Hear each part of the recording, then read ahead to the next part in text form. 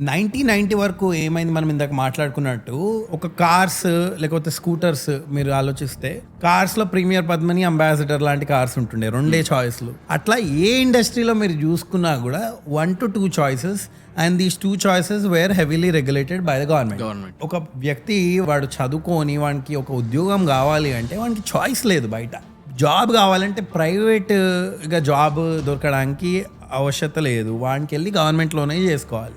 అయితే ఇప్పుడు 1990 ఎందుకు ఇది ఒక టర్నింగ్ పాయింట్ ఇయర్, ఎందుకు ఇంత ఇంపార్టెంట్ ఇయర్ అంటే మన తెలంగాణ బిడ్డ పివి నరసింహారావు గారు ప్రైమ్ మినిస్టర్ అవ్వడం జరిగింది. And he made Manmohan Singh the finance minister. వీళ్ళు ఆ రోజు తీసుకునే డెసిషన్, మన ఎకానమీని మనం ఓపెన్ చేసుకోవాలి, మనము ఫారెన్ డొమెస్టిక్ ఇన్వెస్ట్మెంట్స్ తెచ్చుకోవాలి, మనం ఇక్కడ ప్రైవేట్ ఎంటర్ప్రైజ్ని ఓపెన్ చేయాలి. ఇది ఒక రాడికల్ డెసిషన్ 1991లో మీరు చూస్తే.